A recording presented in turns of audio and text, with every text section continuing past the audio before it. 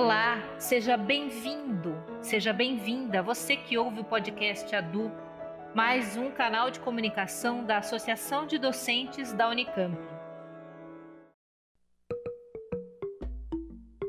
A primeira universidade pública do Brasil foi criada em 1920 na cidade do Rio de Janeiro. Depois de um século, vivemos o pior momento do ensino superior público no país, fortemente caracterizado pelo movimento negacionista que saiu do armário intensamente na pandemia, aliado ao projeto do atual governo federal, que, pela voz do seu primeiro-ministro da Educação, já deixou explícito o que pensa das universidades. Uma balbúrdia. Eu sou Cristina Segato. E eu sou Paulo Samartim. Nós somos jornalistas da Unicamp e no episódio do podcast ADU de hoje, vamos falar sobre a universidade pública, ciência e soberania nacional. Nossos convidados são os professores Wagner Romão, que foi presidente da Unicamp na gestão 2018-2020 e que também é professor de ciência política da Unicamp. E também Guilherme Melo, diretor da Unicamp também na mesma gestão do Wagner e professor do Instituto de Economia da Unicamp e coordenador do Programa de Pós-Graduação em Desenvolvimento Econômico. Olá, professor Wagner, professor Guilherme. Primeiro, a gente agradece a participação de vocês nesse bate-papo sobre universidade pública, ciência e soberania nacional. A primeira questão que a gente faz é uma questão abrangente, que certamente com uma variedade de enfoques, então ela vai para vocês dois. A questão é a seguinte, né? A gente vê cada vez mais estudos e análises que destacam o crescimento da ciência como indutora, né, do desenvolvimento social e econômico das nações. Como vocês avaliam isso? Bom, queria agradecer o convite primeiro, mandar um abraço para a Cris, para o Sam, para a Paula e para o Guilherme também. Essa é uma pergunta que tem uma resposta muito fácil, né? Que realmente assim, não dá para pensar em nenhum país do mundo que conseguiu chegar num estágio de avanço civilizacional sem ter um investimento muito pesado em ciência, né? E um investimento, sobretudo um investimento estatal em ciência. É claro que a produção científica, ela lá pelos séculos e séculos, ela não necessariamente ela tinha a ver com o Estado ou tinha a ver com o poder político, né? Muitas vezes ela foi realizada contra até o poder político, o poder da igreja no período medieval, né?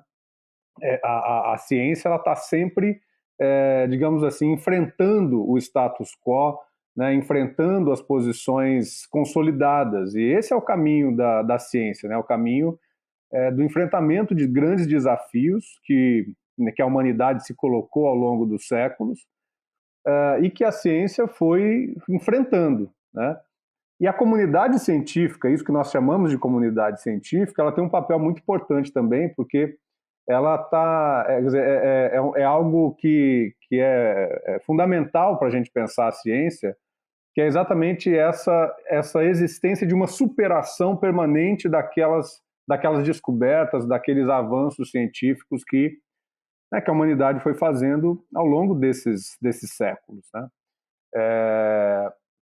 Agora, eu acho que de maneira mais contemporânea, né, eu penso que os desafios que a tecnologia foi colocando, né, as possibilidades que a tecnologia foi colocando, os custos também, né, sobre aquilo que passou a ser algo,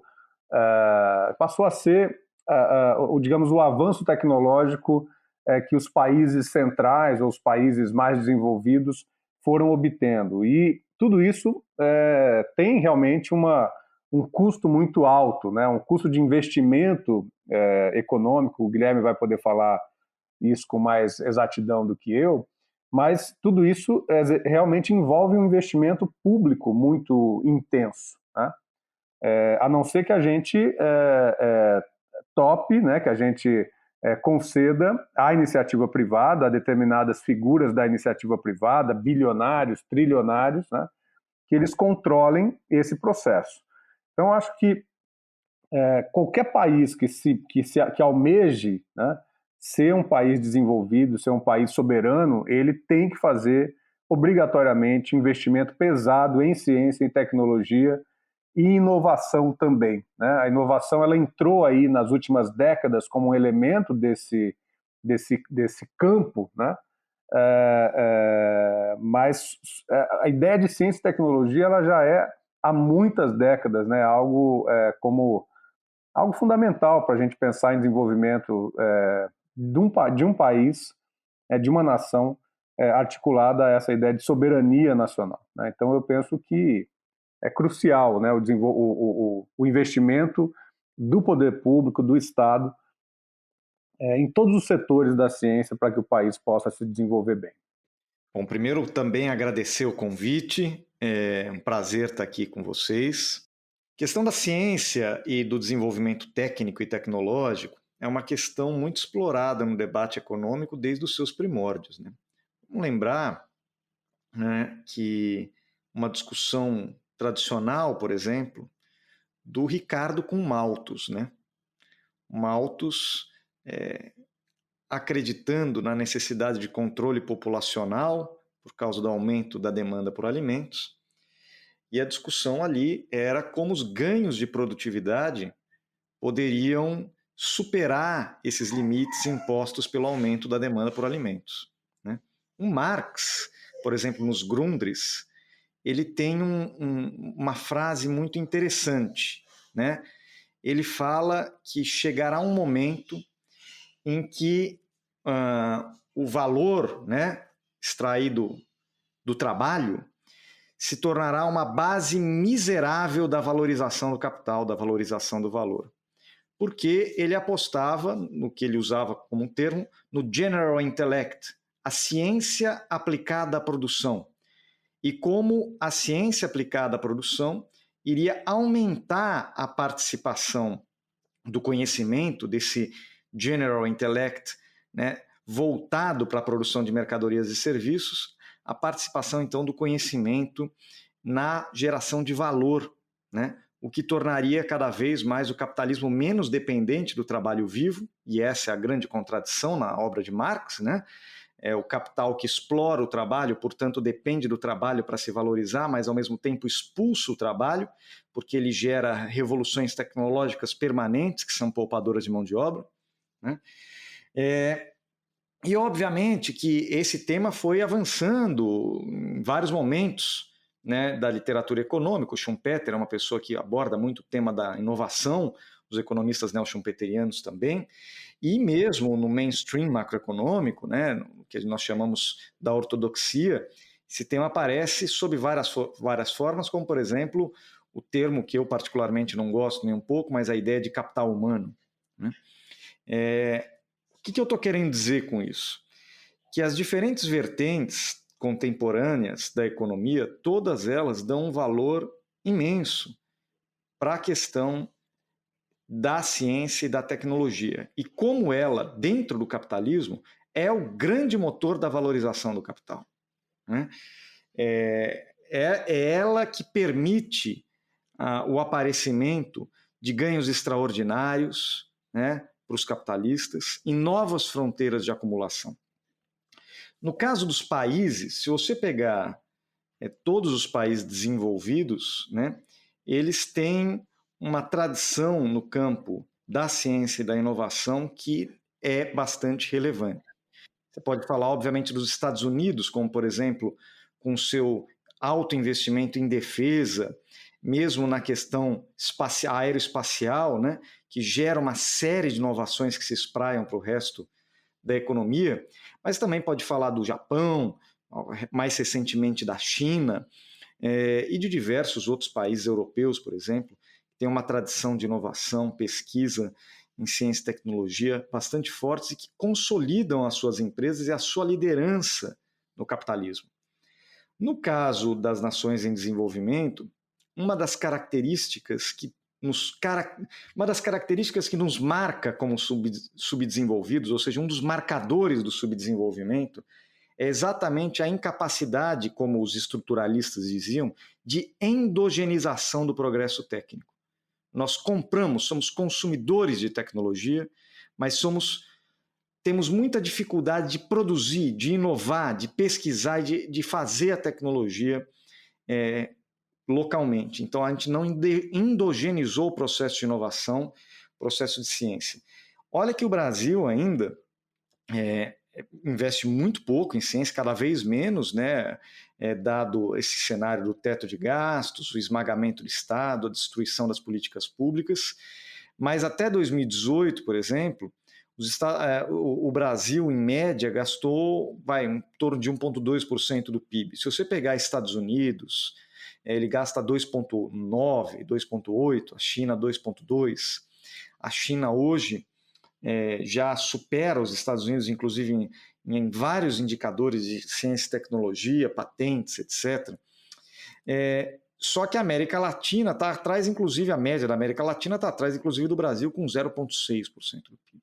Isso porque a gente está falando em porcentagem do PIB. Obviamente que 0,6% ou que seja 1,8% do PIB do Brasil é muito menor, 1,2% do PIB do Brasil é muito menor do que seria 1,2% do PIB dos Estados Unidos, ou da China, ou de qualquer país que tem um PIB muito maior que o nosso.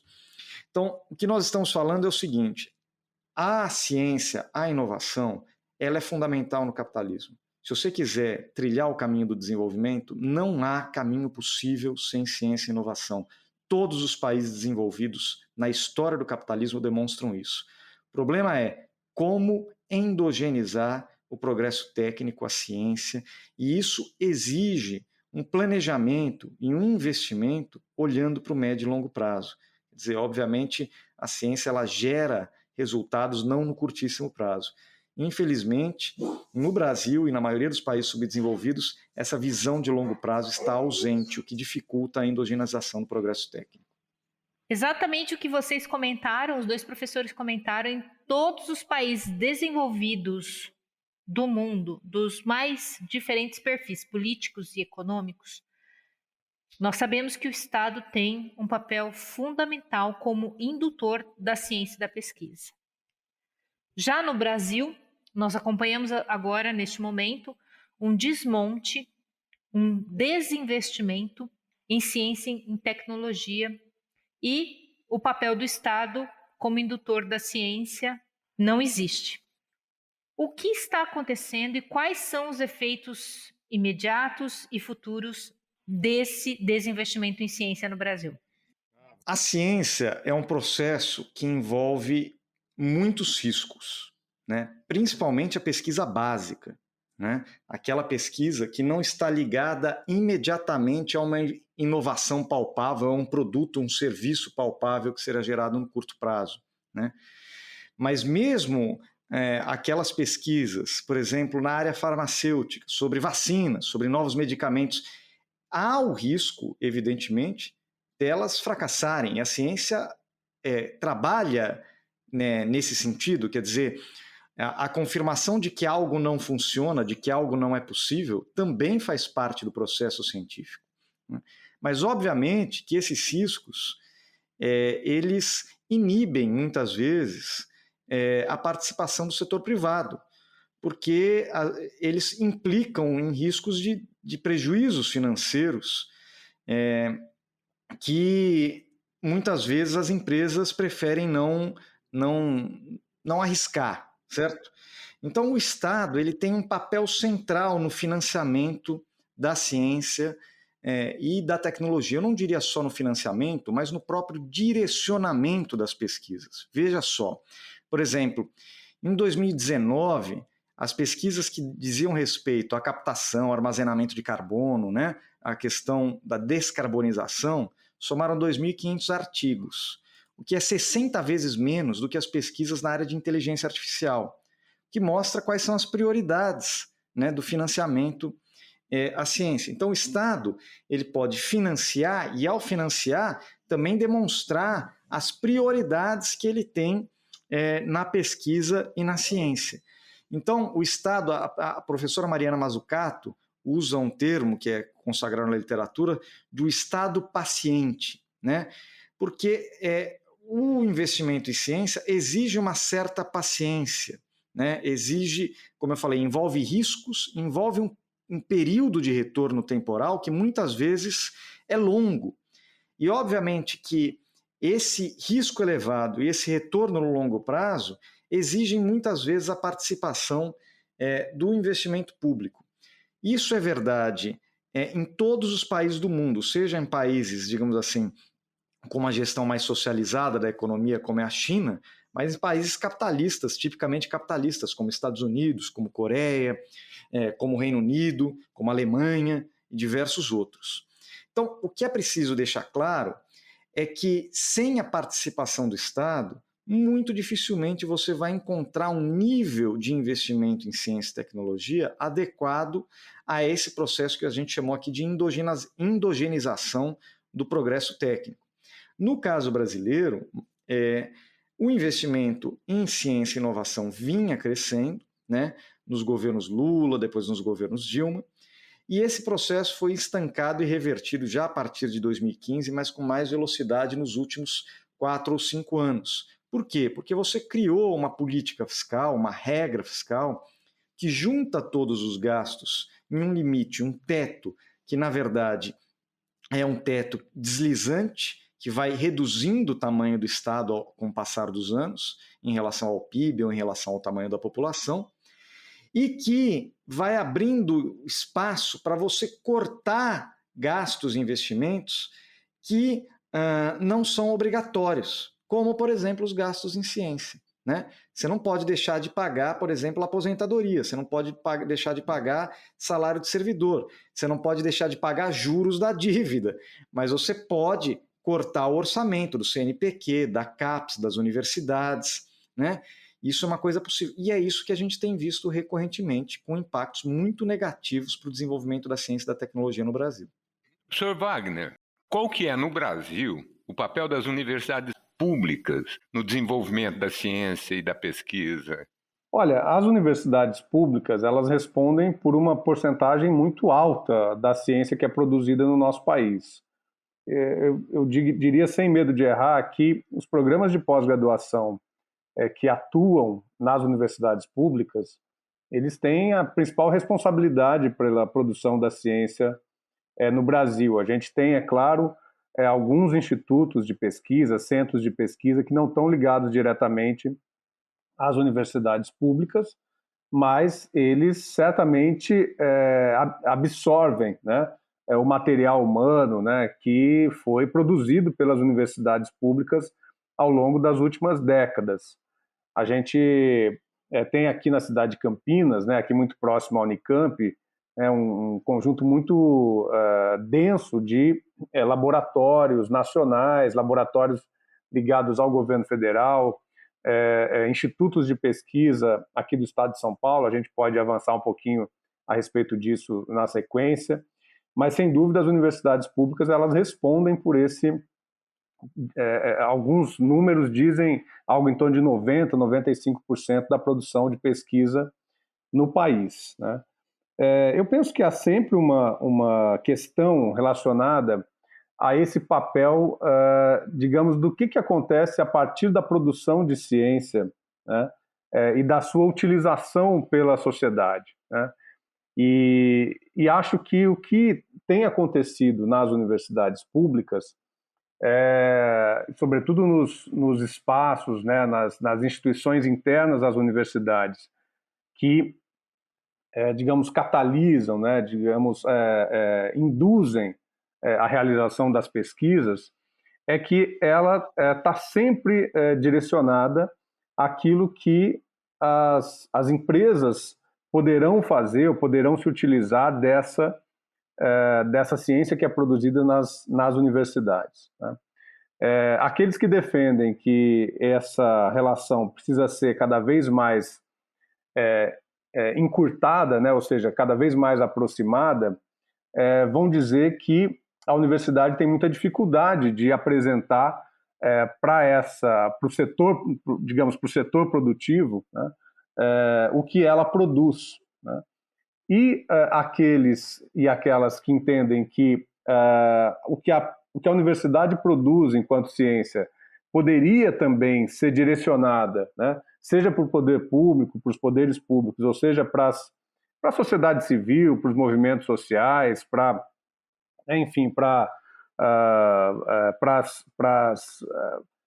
aquele campo da sociedade que não está diretamente ligado ao setor empresarial, né, vai dizer que a universidade faz muito pouco também essa relação, né?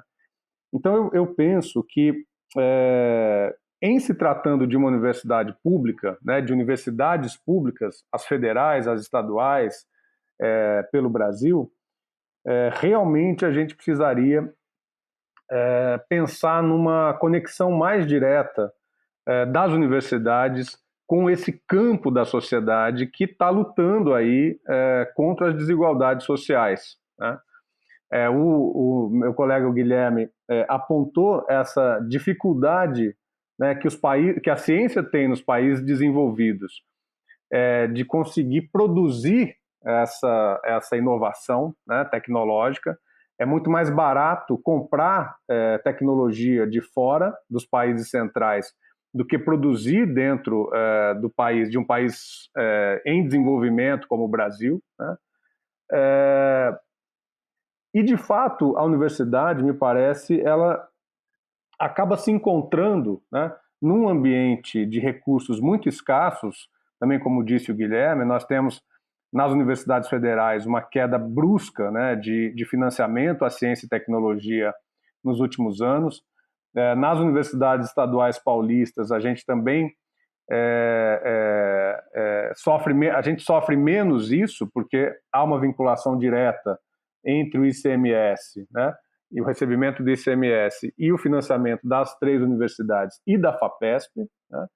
Mas, de todo modo, essa queda do financiamento no nível federal, ela acaba impactando também nas universidades estaduais paulistas, USP, Unesp, Unicamp, né? E eu penso que aí há sim uma necessidade, né, de uma maior indução das pesquisas que possam ser feitas nas universidades, né? Acho que há quase que um sentimento de naturalidade de que a ciência se concretiza nas empresas, né? Isso, em parte, é verdade, né? Mas, de outro lado, a gente não percebe nas nossas universidades um direcionamento, ou pelo menos uma indicação, né, de que também o campo, para além das empresas, possa ser um campo a demandar pesquisa científica, né? Eu acho que a gente precisa avançar muito ainda na relação entre o que se produz nas universidades e aquilo que ou deveria ser demandado pelo Estado, pelos poderes públicos. A gente viu muito recentemente a questão do Instituto Butantan, né? Por muito pouco, o Instituto Butantan não sofreu um processo de privatização, assim como todos os outros institutos de pesquisa do Estado de São Paulo. Ele vinha passando por um processo de precarização nos últimos anos, né? E não fosse a Covid, né, e não fosse a extrema necessidade que nós temos, né, de um instituto como o Instituto Butantan, que está, claro, intrinsecamente ligado, né, à pesquisa realizada na USP, na Unicamp, a gente poderia ter nesse momento de extrema dificuldade, ter ficado sem um Instituto Butantan público, né? Então, acho que essa questão ela precisa nortear nós que estamos na universidade, os nossos dirigentes universitários e mais do que isso, os governadores, o presidente da República, ministros, secretários, né? Ou seja, a necessidade da ciência num país em desenvolvimento ou subdesenvolvido como o nosso, ela é ainda mais séria, né? E acho que ela exige, né, um direcionamento que seja um direcionamento para o próprio poder público, né, para empresas estatais, para aquilo que, afinal de contas, diz respeito menos à geração de lucratividade, né, embora isso seja importante, seja legítimo no sistema capitalista, mas que se aprofunde no tratamento, né, no combate às desigualdades sociais, a uma melhor qualidade de vida para a maioria da população. Acho que há muito a se fazer, né, digamos, no encontro da ciência, e sobretudo a ciência que é produzida na universidade pública, né, ao encontro da grande maioria da população.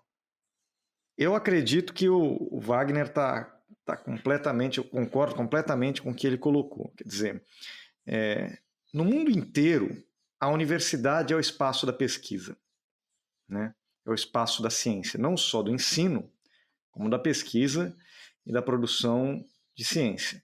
Obviamente que você tem instituições privadas e mesmo empresas que investem, né, na inovação. Mas vou repetir uma coisa que eu disse. Uma das questões mais importantes é financiar que tipo de inovação, que tipo de pesquisa, né?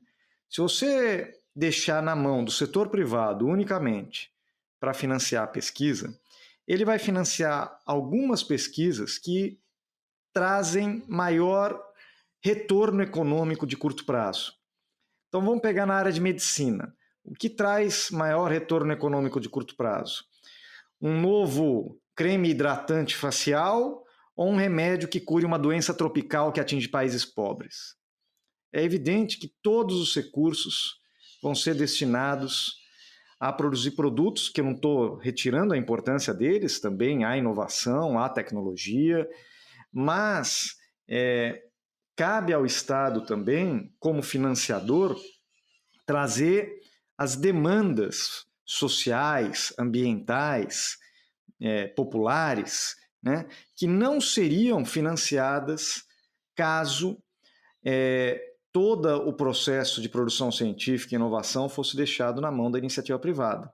E aí as universidades públicas têm um papel fundamental. Em primeiro lugar, porque no caso brasileiro, elas são universidades de excelência, quer dizer, as melhores universidades do Brasil são universidades públicas federais e estaduais, né? Então, geram pesquisadores, né, que têm condições e capacidade de produzir ciência. Até porque, como disse bem o Wagner, a grande maioria da produção científica brasileira se dá dentro das universidades públicas. Então, a universidade pública, ela é, digamos assim, o locus, ela é a âncora da produção científica nacional.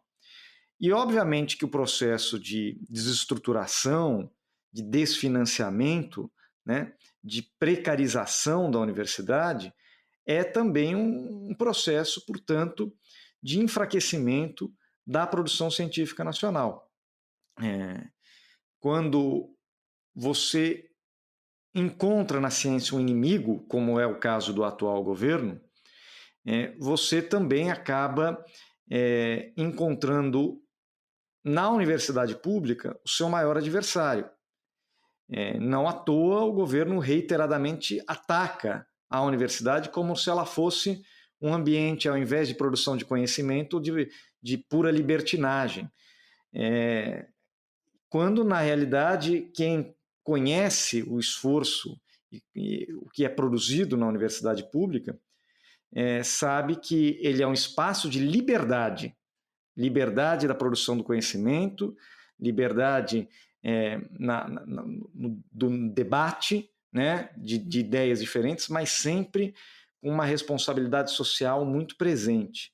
Então, eu acredito que a universidade pública ela tem um papel central. Isso não quer dizer que instituições privadas, empresas não possam fazer pesquisas, mas ela tem um papel central na produção e até no direcionamento das pesquisas para atender as demandas sociais que são tão sociais e ambientais, na verdade, que são tão presentes na sociedade brasileira. Em relação à geração de trabalho e renda, à execução de plano econômico, caberia às instituições públicas de ensino superior assumir um papel de liderança para garantir a colaboração em desenvolvimento, execução, né, de plano de desenvolvimento econômico, que possa também sanar as deficiências no ambiente de negócios? Com certeza, quando você tem um modelo, um projeto de desenvolvimento econômico, necessariamente precisa estar incluída a questão da inovação, da ciência e da tecnologia. Caso contrário, como já dissemos, não há desenvolvimento possível, não há ganhos de produtividade e, obviamente, não há um processo de ganho de soberania no sentido de redução da dependência da importação de tecnologia e conhecimento. Então, o que nós precisamos avaliar em cada caso é quais são as instituições capazes de produzir esse conhecimento, de produzir a pesquisa científica e gerar a inovação. E no caso brasileiro, como o Wagner já bem disse, eu também tentei reforçar, a universidade é o locus por excelência dessa produção. Ela foi profundamente democratizada nas últimas décadas. Quem vive dentro da universidade pública percebeu uma mudança importante na composição dos seus integrantes, dos seus estudantes, né? Com a inclusão de pessoas advindas das escolas públicas, com o programa de cotas, com a inclusão mais recente de pessoas indígenas. Então, todo esse processo, ele é também um processo de ampliação de oportunidades, distribuição de renda e geração de potencial de emprego e renda para famílias que historicamente não tinham essa oportunidade. Então, sim, a ciência ela é não só fundamental para um programa de desenvolvimento, pelos efeitos dela, com ganhos de produtividade, com inovação, né, com melhorias na organização do trabalho, no ambiente de negócios, mas também ela é uma oportunidade, né, se bem feito, se bem planejada a política pública, de inclusão social, de geração de oportunidades de trabalho e de ascensão para famílias que até então não podiam sonhar com isso. Então, eu acho que o exemplo recente do Brasil prova isso. Tanto no ensino, em particular, no caso do Brasil, no ensino, com políticas como o ProUni, ampliação dos institutos federais, das universidades federais, mas também na pesquisa. Quer dizer, nós precisamos cada vez mais ampliar as bolsas, o financiamento à pesquisa e fazer isso ao mesmo tempo que nós incluímos pesquisadores, pesquisadoras mulheres, mulheres negras, pessoas com outros backgrounds, o que vai também ampliar a questão da igualdade de oportunidades e a possibilidade de ascensão social num país tão desigual como é o Brasil. Eu acho que o que nós temos vivido realmente é um processo de ampliação do acesso às universidades públicas. A gente viu isso ao longo dos últimos, eu diria que desde que nós conseguimos implantar as cotas étnico-raciais, as cotas para estudantes de escola pública. Esse foi um processo que se iniciou no início da década de 2000 e que foi aprofundado quando houve uma política de Estado que permeou o governo federal e também alguns governos estaduais. A gente teve aqui também no estado de São Paulo, com a USP, Unesp, Unicamp, as FATECs, né, uma expansão dessa rede, né, de ensino superior. E pelo Brasil afora nós tivemos tanto as universidades federais, a expansão dos campi, como também a criação de novos campi e a expansão dos institutos federais, que hoje é uma rede de mais de 600 institutos espalhados pelo país, né? Então isso realmente fez com que houvesse um processo de formalização do ensino superior, da educação em nível superior, e isso tende a ter um impacto sobre a renda das pessoas, sobre as oportunidades de trabalho, as oportunidades, né, de criação dos seus negócios e assim por diante. Agora, o que nós temos percebido é que, além do acesso há dois elementos, há dois fatores que são muito importantes para a gente também considerar essa questão de uma maneira mais abrangente. Além do acesso à questão da permanência, então há um grande desafio nas universidades públicas por políticas de permanência estudantil. Isso ainda me parece que é um gargalo, né? Acho que as universidades estaduais paulistas, até pelo momento financeiro, né, positivo, né, mesmo com essa crise toda, com essa crise econômica, existem alguns fatores aí, como, por exemplo, o congelamento dos salários, né, de docentes e técnicos administrativos, o congelamento das contratações, né, das progressões nas carreiras, enfim. E, além disso, o fato de que as universidades tiveram um bom período aí com muito pouca gente, né, ou seja, menos gasto de luz, menos gasto de água, etc. As universidades estão num momento muito positivo. Então, a tendência é que haja um grande investimento agora por permanência estudantil. Mas a gente tem situações como, por exemplo, nas FATECs, né, nas faculdades de tecnologia pelo Estado de São Paulo, em que não há nenhum investimento em permanência estudantil, né? E acho que esse é um grande problema, porque a tendência é que os jovens acabem se formando com menor qualidade, com menor capacidade de absorver o conhecimento que é oferecido pela universidade ou pelas faculdades de tecnologia, né? E isso vai ter um rebatimento lá quando os estudantes saírem das universidades, né? E aí eu acho que esse é o grande problema desse país que está em permanente crise econômica, em permanente arroxo fiscal, como disse já o Guilherme no início da nossa conversa aqui, né? E que não tem realmente um projeto, pelo menos esse governo não tem um projeto de desenvolvimento econômico, de crescimento econômico, de desenvolvimento social. E aí realmente nós vamos ter, né, muita gente, proporcionalmente mais gente nas universidades se formando, né, aproveitando a universidade pública, e menos gente proporcionalmente também indo ocupar os postos de trabalho para os quais foram formados, né?